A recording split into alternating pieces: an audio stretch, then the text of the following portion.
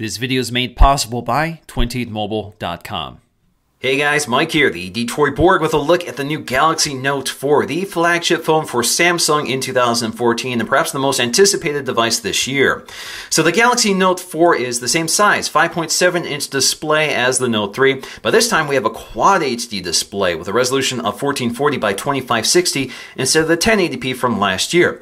So that gives us a pixel density of 515 ppi. So that's a huge leap from the 386 ppi from last year. This is also using that Super AMOLED technology, which is new and improved for the new Note 4. In fact, DisplayMate declares that this is the best display on any mobile phone today, even beating the iPhone 6 Plus, so I'm really looking forward to taking a look at that display. Now, of course, we have bumped up specs across the board with a new 16 megapixel camera on the back with optical image stabilization and 4K video recording. That's an improvement over the 13 megapixel from last year. We also have a new front-facing camera good for 3.7 megapixels instead of 2 megapixels. We also have new processors, and once again, there are two versions of this phone. One with a Snapdragon, one with an Exynos. The Snapdragon is the 805 clocked at 2.7 gigahertz with an Adreno 420 GPU. We also have the Exynos 5433 processor, which means we have two quad cores.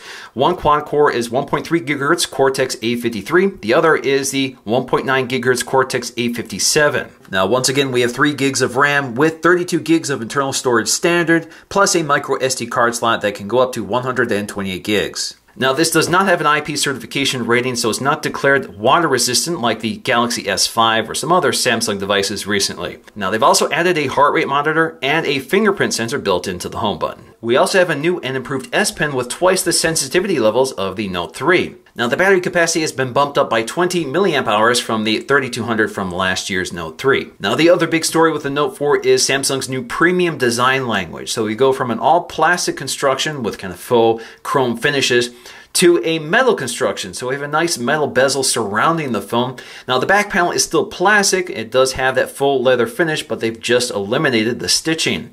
Now, the front panel is kind of different as well. We have a curved glass edge, which provides a nice smooth surface to rub your finger across. So it's picking up on a trend we've seen lately with other phones like the Moto X and the iPhone 6.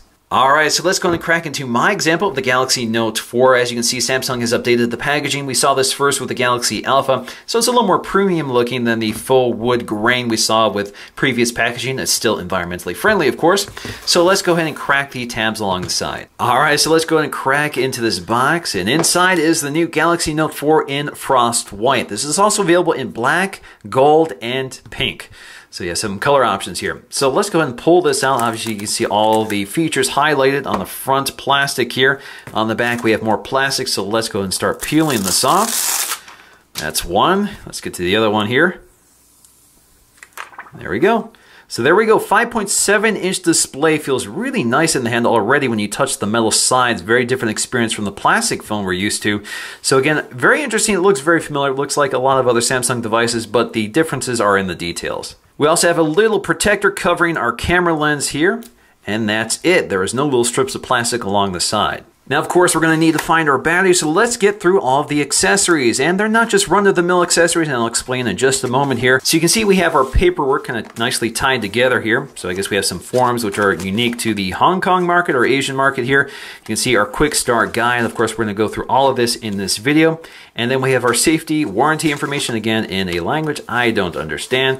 So let's get to the stuff I do understand, which includes a micro USB charging cable, a standard white micro USB charging cable.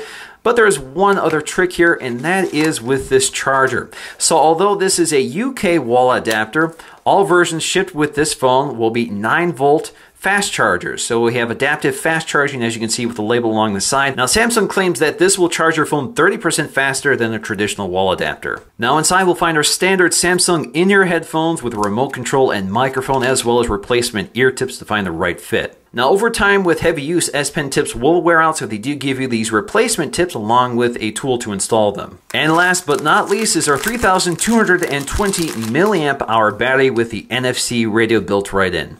Now let's go ahead and install that battery. Just have to pry off the back panel. So once again, pretty standard stuff for Samsung. We have a little shield here, but the NFC radio is built into the battery, so nothing's built into the back cover. Now, because this is not water resistant, you don't have a gasket surrounding the cover like you would with the GS5. All right, so let's go ahead and slip in our battery here. It pops right in. So down here you can see we have our loudspeaker. Up here you can see we have a micro SIM tray, not a nano SIM like you find in the Galaxy Alpha. And then we have a micro SD card slot, which supports 128 gig cards. Alright, so let's go ahead and snap on our back cover and get this started. Alright, so let's take a look at the new Note 4 design. And as you can see next to the Note 3, it is a bit taller than the Note 3, even though they have the same display, 5.7 inches. Of course, much higher resolution on the Note 4. Now, it is thinner and noticeably lighter than the Note 3. That's the first thing I notice here, is just how much heavier the Note 3 feels compared to the Note 4. So at the top, we'll find that new 3.7 megapixel front-facing camera, good for 1080p at 30 frames per second, along with all of our sensors, an ambient light sensor, proximity sensor, and an adaptive display sensor. We also have our earpiece, which also picks up on the accent colors around the edges of the phone. So you'll see that white surface along with that kind of polished chamfered edge around it. So little details here and there. And then, of course, we have an LED notification light in the upper left corner. Now, if you look at that camera, you can see just how much bigger the optics are compared to the Note 3. At the bottom, we'll find the home button, which integrates the fingerprint scanner along with our off-screen capacitive Android key. So we have back, and instead of options, we now have a recent apps button, which is, of course, picked up from other Samsung devices launched this year. Of course, you can also just tap and hold the recent apps button to get to options. So on the back, we'll find that new 16 megapixel rear-facing camera, good for 4K video recording with optical image stabilization, so even 4K is stabilized. We also have our heart rate monitor right below that, right next to the single LED flash. Now, the loudspeaker has returned to the back of the phone. This used to be on the side of the Note 3. This is also on the side of the Galaxy Alpha, so I'm a little surprised to see it back here on the back. Of course, with a back-facing speaker, you have a little bump out here to prevent you from muffling the speaker when you lay it flat on the table. Now, this opening is pretty small relative to the size of the speaker behind the back panel, so that's kind of interesting. So at the top of the phone, you'll find the headphone jack, one of the microphones, and of course an IR LED blaster for controlling your AV equipment, and the software is included. Now along the right edge, you'll find the sleep wake power on and off button. As you can see here, the buttons also pick up on the design motif of the bezel with the chamfered edge along with the painted surface. Now along the left-hand edge, we'll find our metal volume rocker, very similar to the Galaxy Alpha, very thin but very tactile and easy to operate.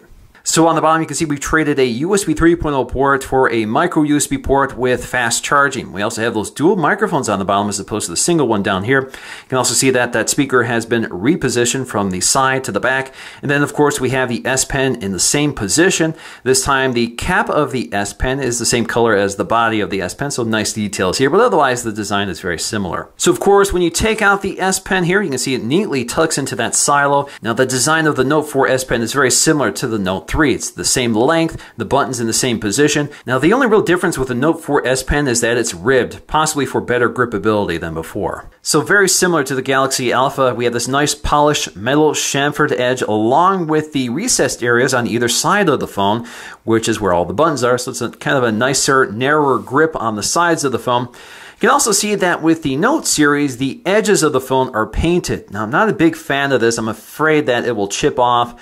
And basically it just hides the nice raw metal, which I would prefer to see like you see with the Galaxy Alpha. So I'm not sure why they painted it like this. It's definitely not something I prefer personally, but it does provide some more visual detail. Now, some people have complained that there is a visible gap between the glass panel and the metal frame. This is being dubbed gap gate, and that means that you can stick things in here, and some people are worried that dust, dirt, or water could easily get in between the phone. But Samsung has told people that this is part of the design.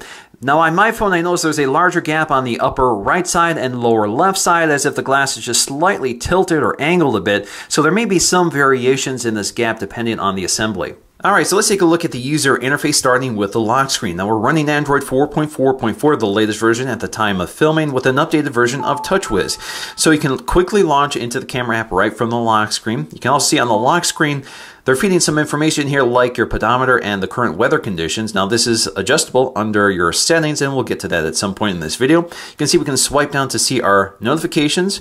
And you can use a two-finger gesture to see all of your quick settings. Of course, you can also see your quick settings are arranged in a row up top here with access to your brightness slider. You can also select auto and that sort of thing. So let's get to the home screen.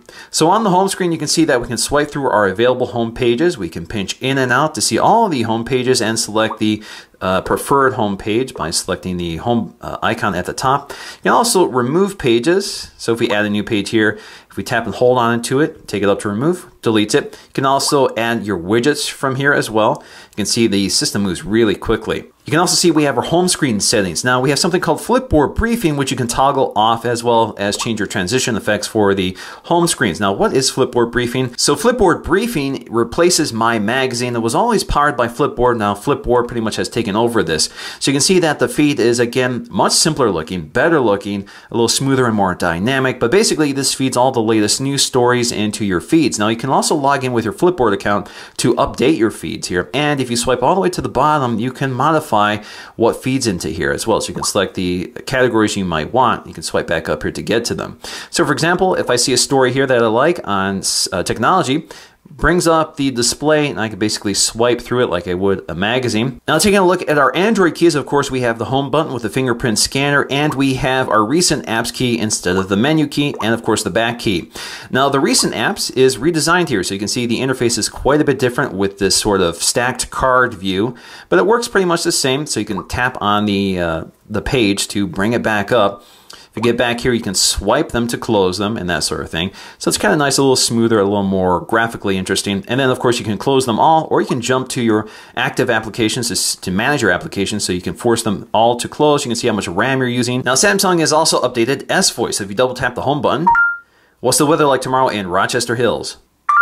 On Friday, we'll have some sunshine with a few clouds. So you can see the S Voice interface now pops up above whatever you're doing and then disappears automatically. And if you want to go to full screen mode, just tap that, takes you back to full screen. And of course, if you just want Google Now, just tap and hold this button. Okay, Google, what's the weather like tomorrow in Rochester Hills? Tomorrow's forecast for Rochester Hills is 57 degrees and partly cloudy. Now, alternatively, you could also say, "Hi, Galaxy, show me the nearest gas station." Here's a list of places I found. This can also be done from the lock screen. "Hi, Galaxy, show me the weather for Friday." The sun will be in and out on Friday. Now, the Recent Apps button also acts as your settings button. Just tap and hold on it, and it brings up whatever is contextually relevant to what you're doing. So, for example, on the home screen, it brings up my home screen editor. But if I'm in a browser here, it does the same for the browser. Now, if you tap and hold the power button along the side, you get some options here. So power off, airplane mode, restart, emergency mode, and of course you have your mute and silencing options here as well. Now I also have lots of options with volume control. So if you hit the volume button, you get to all of these available controls. So you can independently control ringtone, media, notifications, and the system volume. Now there's a lot to talk about with that S Pen. So as soon as you remove it from the silo, this Air Command utility pops up right away. If you tap anywhere on the screen, it goes away. If you want to re-invoke it, just tap the button along the side within hovering distance of the screen, and it comes back. Now this S Pen can be used for all parts of navigation, even the off-screen Android keys. Now you can hover the tip of the pen over the screen and you get this little cursor here. So if you wave it over something like the tabs up here, you can see that I have 9 open tabs. I can see that this is more options. I can see that this is home, and this works across many apps. Now when I hover it over a text box up here, you can see I can actually input text by tapping up here, and I can handwrite it in or edit with my S Pen. So for example, I can hit this back button and just write in CNN.com.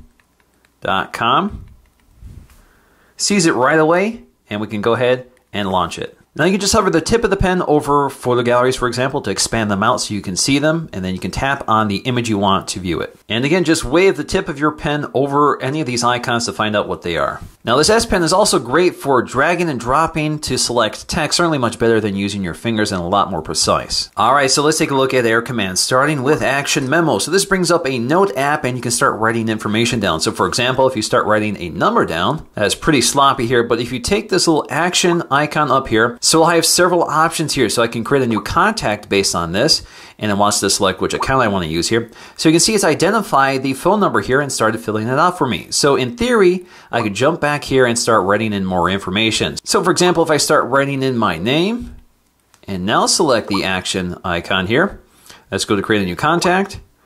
It sees my name and my number, works pretty well. Of course, I could also do a website here, theverge.com. See how that works. So I can go to a link here, theverge.com, got it right away. Now let's take a look at Smart Select, which is really interesting here. So basically you just draw a box over anything on the screen and it will provide this little image clip as well as identify the information in that image. So it can see the text here.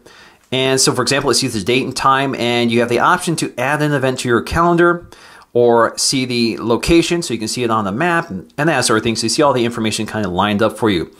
Now you can also just add this into your clip box here. So go ahead and collect it. And let's say your research and you can move this little thing around here. So let's say I want to collect this image. Again, select Smart Select, highlight the photograph. Again, see as the text in here will provide me the link to that as well and see the date and time and that sort of thing. And then we can go ahead and collect it. So let's say we want some of this text as well. We can also just go up here to plus, highlight the text. Again, it sees the text right here, even provides a link for it. And we can go ahead and add it. So we're all done here, and you can see on the home screen this little floating icon. We can tap down here to see all the available clips I've made. And then when we're done here, I can go ahead and save it to my scrapbook. Now with Image Clip, we can just circle an image. For example, on this website here, it gives me a rough outline. I can use this to snap to the full picture. I can use this for a circular view, or I can use the magnetic outline to select just parts of the image and save it to my scrapbook. And then we have Screen Write, which does a little screen grab here, and we can start editing it as we want. Alternatively, on the Samsung phone, you just use a palm swipe to also grab the screen grab. You just don't get the editor here, but you can bring it up through the drop-down shade. Now let's take a look at our quick settings, which reveal some of the features built into the phone. So for example, we have all the standard stuff, Wi-Fi location. We have our sound controls, which are just quick toggles here. Bluetooth, screen rotation, lock. We also have mobile data, which we can turn off and on. But we also have Download Booster, a feature we're familiar with here, which you can toggle on and off. But basically, this allows the device to download from both your Wi-Fi and your cellular carrier to boost the speed of downloads, which actually works pretty well. Now we also have ultra power saving mode, which as you can see gives you an estimate of just how much battery life you save under ultra power saving mode. So you can see we estimate a standby time of 11.6 days with 93% of charge. So again, this is pretty much a limp home mode that dramatically dials back the features and performance of the phone in order to preserve the ability to make phone calls or messages. So there we go. We have a really dim grayscale screen with a limited selection of apps. So as you can see here, you can select from a very narrow selection. You can swipe down and see your notification panel and your settings panel, again, much simplified from the standard interface. Now, ultra power saving mode is pretty crippling, so there are plenty of other power saving options here. So if you want to get to this control panel, just tap and hold on it. It takes you to that control panel. If you turn this on, you can see there are lots of other options here, such as restricting background data, restricting performance, and if you tap on that, you can control exactly how that behaves as well. So you can see you can dial back CPU performance, the screen output, turn off the touch key lights, that sort of thing. And then you can also enable grayscale mode if you prefer. Now we also have familiar Samsung features here like Smart Stay, which will monitor for the presence of your eyes and prevent the screen from going to sleep if you're looking at it. But what's missing here is Smart Pause, which used to pause a video playback and resume it again with the presence of your eyes. So it looks like they've eliminated that feature entirely. Now I'm also not seeing that toolbox feature, which is also on the Galaxy S5 and some other Galaxy variants. So it looks like they've eliminated that for the Note series. But we do have a new feature here, which is Side Key Panel. So basically, these duplicate the functions of the controls on the bottom of the phone. When you tap the screen, it kind of hides for you, and when you need it again, it swipes out just with a gesture. Now you can reposition this just by tapping and holding this move icon and reposition it anywhere on the screen. Again, the idea here is to make this phone more one-handable so it's within thumb reach. So it's kind of nice. I really like this feature. So again, when you don't need it, it just hides. When you need it again, just swipe out. Now it behaves exactly the same. So if you tap and hold the home button, brings up Google Now. If you double tap, brings up S Voice. If you tap the recent apps, brings up recent apps. Tap and hold, brings up your options or menu options. You can also tap and hold the back button to get to your multi-window mode, which I'll explore in just a moment here. Now we can also drag this up here to remove, to get rid of it, or we can take it up to edit to change some of the features. So for example, we can change the transparency. We can also disable quick minimize. So if you don't want that to disappear when you tap the screen, you can select this instead. And we can manage the keys, which is very interesting here. So with keys, you can add up to 4 keys to that panel here. So for example, if you want to reduce the screen, basically this is one-handed mode, you can add it. We also have an options button instead of long pressing the recent apps key, so you can drag and drop this up here to replace one of the buttons. And of course, we have the app drawer as well. So let me just show you what reduce screen does. Now basically, this is one-handed mode. When it does this, you can see it resizes the screen, and you can manually resize this to whatever size you want. Now you can also maximize it, and you can also drag and drop this to the left side. So if you want a left justified one-handed mode, again you hit one-handed mode and it's left justified. Now you can see that that key panel disappears, and instead you have your controls here on this panel like so. Now we can also increase touch sensitivity, so we can use this phone with gloved hands, which is particularly useful in cold climates like where I am. Now car mode simplifies the interface for driving conditions. So for example, we have basic controls for phone, messaging, navigation, and music, and all of it is controllable through voice. So you don't have to touch your phone at all. So you can say, "Hi Galaxy, navigate to the nearest gas station." Getting directions to gas station. Now this app will also help you record the location of your car. So for example, you can take a photograph, you can record your voice like say level 3, section B, you can record that, and you can record the geolocation. Now multi-window mode has also been enhanced or updated for the Note 4. And as you can see, when you tap and hold the back button, it brings up the tray and it automatically disappears. No little tab or anything like that, just disappears. Now if you don't want this feature to accidentally activate, you can also select multi-window mode up here and turn it off entirely. So let's go and take a look at multi-window mode for this phone. Now you can do windowing here. In order to do that, all I have to do is tap on the icon, it brings up a window. Now you can open up to 5 windows at a time, so that's quite a few of them. So now I have 5 little windows I can move around here, and I can also resize them by dragging and dropping them. As you can see here, there are some limits in terms of how small you can make those apps.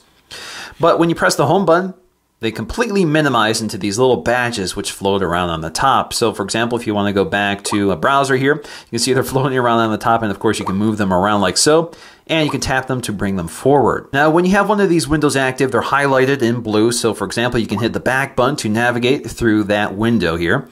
And of course you can tap in the URL bar and you can enter in your text, you bring up a keyboard and that sort of thing. So pretty standard stuff. You can also tap on this little icon here to maximize the screen, minimize it into that badge icon. You can tap on it again to bring it forward. And you can do other things like copy text and items from this window to post it in another video. And of course you can just close it. Now alternatively, you can bring up a side-by-side view. So just tap and hold on the icon, drag it to the screen, and let's go ahead and grab another item here, like so. And as you can see, these are still in the way, so let me go ahead and close them. But you can see that you can have up to 5 of these windows open while having 2 windows open side by side. So there we go, we can resize the window. You can see that the active window is highlighted in blue, and that allows us to use the Android keys at the bottom. So for example, if you want menu, just tap and hold on it. It takes you to the menu options in the Chrome browser. I can also tap that icon to maximize the window, shrink the window down. So if I want to shrink it down to the badge, like so, it'll do that. I can also swap between the top and bottom window, like so, or just close the window entirely. And I can also copy one item from one window to paste it in another window. Now you can also window apps just by swiping in from the upper right or left corner, and then you can reposition it and resize it as you want. So again, this works with all apps or all active apps, like so. Now not all apps can be minimized. So for example, this Instagram app does not respond to that gesture. Now we can also edit what appears in this little tray here. So you can see the available apps over here and all the apps that appear. So if you want to remove some, just drag and drop them to this side.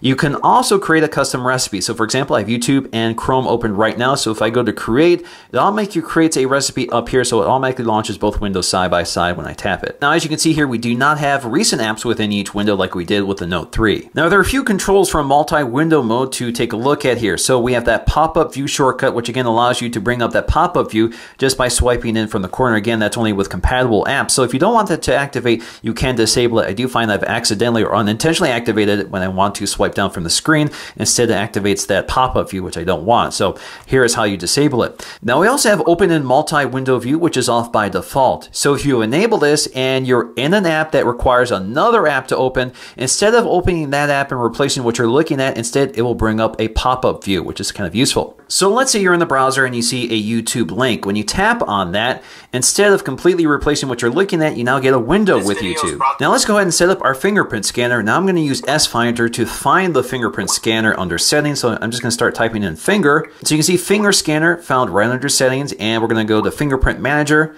click OK, and then we're going to train a finger. Now in my case, I prefer to side swipe my thumb because that's more of a natural grip here when you're using the phone. So let's go ahead and do that. Now the next step is to create a backup passcode in case the fingerprint scanner fails, and this time we need 6 characters. Alright, so let's go ahead and swipe our finger to unlock. Now, private mode allows us to hide certain files, images, that sort of thing behind a passcode or a fingerprint scan. So if I swipe to enable private mode, I can now hide certain things. This only works within certain Samsung apps. So for example, the Gallery app, this works just fine. So if I go to this image here, if I go up to options, swipe down to move to private, this will hide the image. So this will only be available in private mode. So in order to activate private mode, you need to use a passcode or your fingerprint scan. So up here, I have a private folder. If I want to hide that image from view, I just go to my drop-down shade here, turn off private mode, click OK, that folder disappears. And to regain access to it, just enable private mode, swipe your finger, try again, and it will come back. There you go. Now we also have Quick Connect from the drop-down shade, and this allows us to see devices nearby that we can control, broadcast media to, that sort of thing. So you'll see my AV receiver, so I can play content to it. I can see my printers, I can see my Samsung Smart TV, I can see my Chromecast. So if I tap on any one of these, I can perform a variety of actions based on the app selection. Now, one of my favorite aspects of TouchWiz is S-Finder, which is a really great search tool for your device as well as the web. So, for example, you can bring up anything here from settings to apps to calendar appointments, that sort of thing, just by typing in here or speaking it. So, for example, I can start typing in Android. So start searching right away so you can see Android appears under Settings. We can see it under Chrome, My Files, under My Calendar, Office Suite, and a web search right below. I can also limit the search by time, so I can see last 30 days and that sort of thing. I can also use tags, GPS locations, and that sort of thing here. And I can select the type of content, so notes, conversations, help documents, images, music videos, and that sort of thing. Of course, we also have screen mirroring, so we can wirelessly broadcast the display and audio of this device to a compatible TV, like a Samsung Smart TV in my case. Works pretty well. Now we can also edit this notification panel, so you can see we have the active buttons, which are at the top here, and the available buttons. Now all the available buttons appear when you swipe down with that two-finger gesture, or you can just tap up here to get to that as well. So if you want them in that single row view, which appears when you do that single gesture here and swipe left and right. So if you want more buttons to appear or different buttons to appear, basically just drag and drop them like so. Now you're limited up here to how many you can have, so you have to pick and choose. And we have blocking mode, which is a do not disturb feature with lots of options, so you can adjust exactly what you want to happen, and you can select specific times of day for this to automatically kick in. So under the app drawer, you'll find the standard selection of Samsung and Google apps, along with some third-party apps. That includes things like Dropbox, Evernote, and Flipboard. Now we also have a smart remote control app, which allows us to control our AV equipment, like our TVs, our cable boxes, and that sort of thing, and it takes you through the setup process for your region. We'll also find this Pen.up app, which is basically an app geared toward people who want to use the stylus for art and share it with this specific social network. So to drag and drop from the app drawer, pretty basic. Just tap and hold on it. Takes you to the home screen automatically, so you can drag and drop it to one of these home screens. You can also take it up here to disable. You can go up to app info or create a folder or just cancel this. If you go up to app info, you'll see your updates, how much RAM it's taking up, that sort of thing. You can also force stop it. Now you can folder items within the app drawer. You just have to go up to edit or create folder. So if we create a folder here, let's just call it Google. So now I have a Google folder, and it no longer adds to a separate page just for foldered items, and I can add apps. I can either select them or just drag and drop them. So for example, I see all these Google apps up here, just select them all.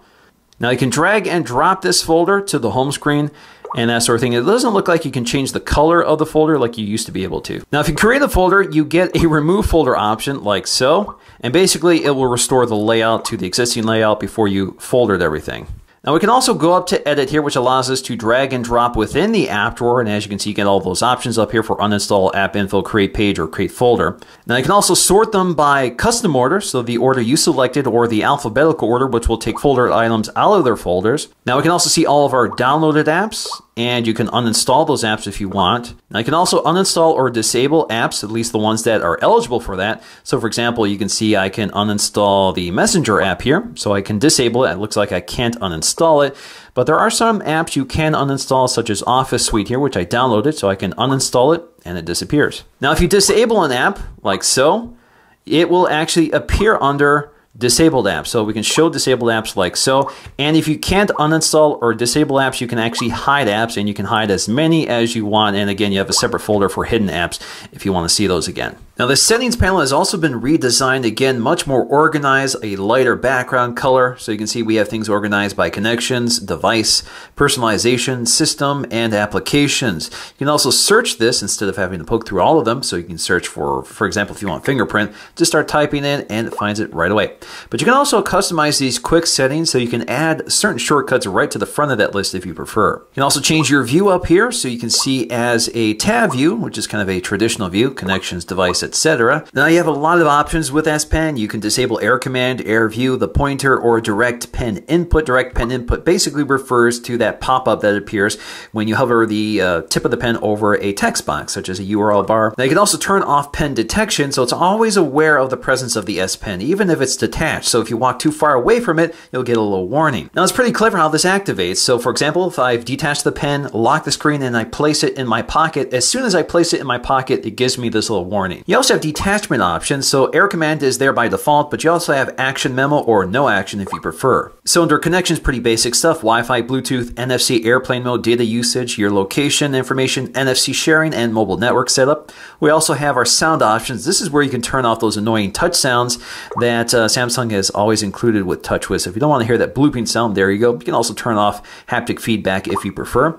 We also have display and wallpaper. Under display, you can control your brightness, your wallpapers, your fonts, and you can enable one-handed operation. So you can reduce the screen size just by swiping in either from the left-hand or right-hand edge. You can also use one-handed input for certain keyboards like calculators, the phone dialer, and that sort of thing. We can also use that side key panel, so we can turn that on. Again, that's a quick setting up here if we want. So to activate one-handed operation, just double swipe from the edge. So if you swipe in from the right edge, you get right justified, same with the left edge. So if you remember at the start of this video, I talked about the lock screen, which had the weather information and pedometer, and this is where you can disable that information or add additional information such as help text, owner information, dual clock, and you can change the clock size as well. You can also change all the unlock effects. So you can see this is the one they come with, but there are certainly many others. We also have motions and gestures. Now direct call is great. This has been around for quite a while. So if you're looking at a contact or if you're looking at a text message, in order to call them, all you have to do is raise the phone to your ear, automatically dials it for you. Smart Alert will basically give you a little vibration if you pick up the phone and you have a pending notification.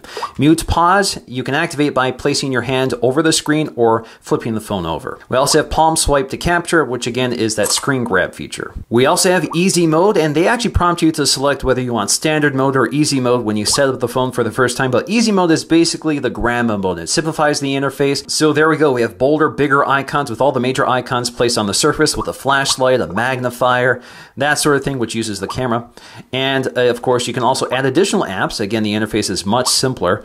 You can see more apps here as well. And you can see we can also quickly add contacts from our contacts book. So instead of having to search for your contacts list, you just tap them here to call them. Now they've done a lot with the keyboard. So you can see up top we have our toolbar, which has lots of options. They're no longer buried behind a settings button on the lower part of the keyboard. You can also see your symbols here, and you can snap back here. Now if you tap settings, you get to all of these options, which you can quickly toggle on and off. You can also enable keyboard swipe for continuous input like so. You can also jump to more settings to find lots and lots of other options. Now you can go up here for your clipboard, so you can see everything you've added to your clipboard. You can see the various keyboards you have available to you, such as the standard QWERTY English keyboard, a 3x4 keyboard, full handwriting keyboard, and then we have box handwriting keyboard. So with handwriting, you can just use your finger. Of course, you can also just use the stylus. We also have voice input. This is a test of voice input, period. We have a smiley keyboard or emoticon keyboard and lots of options to pick from here as well. We also have a selection keyboard, so we can select text, cut, copy, paste, a directional keypad, and that sort of thing. We also have our floating keyboard here, so if you want a floating keyboard that you can detach and place anywhere, you have that option as well. And then we have our styles, so we can go with a black theme or a white theme. White theme is here by default. So the camera app is very familiar to other Samsung devices. Just tap anywhere on the scene to adjust exposure and focus. And with phase detection autofocus, it's pretty quick. You can snap your photograph, you can pinch in and out. You can tap and hold on the shutter release to take a burst shot, like so. You can also lock exposure and focus, just tap anywhere on the scene to lock it in.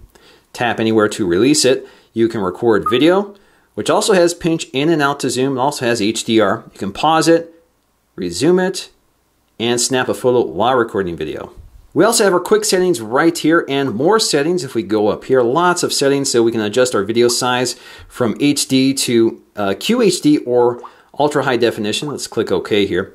So, of course, we still have optical image stabilization, but some features are turned off with 4K. Now, in addition to optical image stabilization, we do have video stabilization, which doesn't work with 4K, but if you go to Full HD, you can see that's now available. And again, you do have HDR. And if you want any of these settings in here, just drag and drop them to your control panel. Now, we also have voice control here, so if we activate it, we can say, cheese, record video. Now we also have our mode selections, and you can see it's been slimmed down quite a bit because you can manage your own modes or download new ones. So you can see rear cam selfie is a new one. We have selective autofocus, which blurs the background to focus on the foreground subject. Again, it's kind of mimicking the effect of a DSLR, panorama, and that sort of thing. Now if we go to manage mode, you can see what also is available on this device but is unchecked. So you can see beauty face, shot, and more. You also have dual camera mode and virtual tour. Dual camera mode records both a front-facing and rear-facing camera at the same time. So if you want to add that, just check it, and you can see we now have it. So let's select dual camera mode. Now the glue effect is really interesting here. So I can select something in the background to stick the rear-facing camera image. So automatically finds it. So it found my display here. So as I move my camera around, you can see that the rear-facing camera now stays stuck there. So it's kind of an interesting effect. Now the rear cam selfie is a new mode which basically allows you to use the rear facing camera. Of course, you can't see yourself when you're taking that photograph, so it automatically snaps the photo when it detects your face. Now the front facing camera has a new trick thanks to the heart rate monitor on the back. So if it detects your face, all you have to do is tap the heart rate monitor on the back to act as your shutter release. Of course, you could also say cheese, and you get a little countdown and it'll take this picture for you. Now we also have this wide selfie mode, so if you want to take a photo, shoot. Basically, you just swing the camera left to right, and it stitches it all together for you. Alright guys, Mike here, the Detroit Borg, with a look at that 3.7 megapixel front-facing camera, good for 1080p at 30 frames per second. Now the thing I really noticed about this camera is just how much wider angle that lens is. So you can see I'm holding it out at about arm's length, and it gets a lot more space than you would normally expect from a front-facing camera, which tends to also distort the subject. So there's less distortion here. They're doing a really good job with this camera. Also does a fairly good job exposing the scene without jumping around. As you can see, I have bright lights behind me. So it's doing a pretty good job focusing on the subject. It does have face detection and stuff like that. So it seems to do a pretty good job overall, and audio pickup is good. Now with that quick autofocus, pictures come out sharp with just the right amount of saturation, the correct white balance and exposure.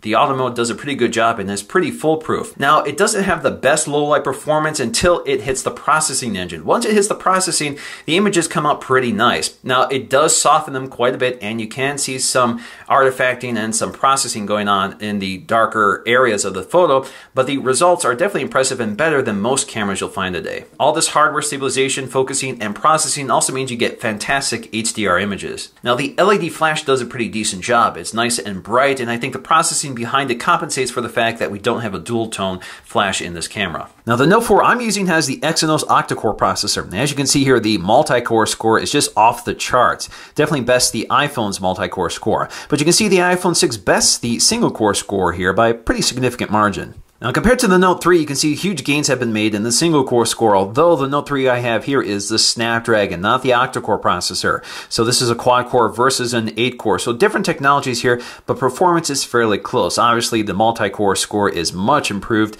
and the single-core score is also improved. So what about that notorious TouchWiz lag? Well, I think throughout the course of this video, you'll see that this phone is smooth and quick. So I think Samsung has done a good job optimizing the latest version of TouchWiz with Android 4.4.4, so it's a smooth performer. You also have that high-end internal specs, which keeps up with the software demands of this phone. They've also scaled back some of the features from previous Note devices and improved the interface design. Now in terms of battery life, after about 7 hours and 46 minutes, my screen on time was a little over 4 hours. That's at maximum brightness. I think that's pretty decent, certainly nothing great. So definitely the biggest selling point of the new Note 4 is that display. Again, this is that Super AMOLED technology now with QHD resolution with a stunning 515 pixels per inch. So text looks pin sharp. Certainly far more resolution than you need for your eye, but you can definitely tell the difference if you jump between this and a 1080p display. But the resolution gives you really sharp images and video, and of course the display uses that Super AMOLED technology, which is an emissive technology, meaning that if you have dark pixels, the pixels pixels are not lit. So you get absolute blacks with deep contrast, so everything really pops on the display. And then you have those vivid colors. Now it's not oversaturated, and as I said, DisplayMate considers this the best mobile display on the phone right now. But the only drawback with these panels is that they're not as bright as an LCD panel, so they're not as viewable outside, although this panel does a fairly decent job. The other standout feature here is the camera. So again, 16 megapixels, that's a lot of resolution with optical image stabilization, which does make a big impact. We also get 4K video recording with optical image stabilization, which also dramatically improves the result without having to use a tripod. So a handheld 4K is not as bad as it was with the Galaxy S5 or the Note 3 from last year. Also, it's really quick and accurate autofocus with continuous autofocus on video, which is pretty smooth and seamless. So in the end, with a stunning display, fantastic cameras, improved design and build quality, with excellent battery life and performance, with unique software features that make this even more useful than before, the Note 4 is definitely one of the flagships of 2014. So that's going to do for me in this video. Thanks for watching, and I'll see you again in the next one.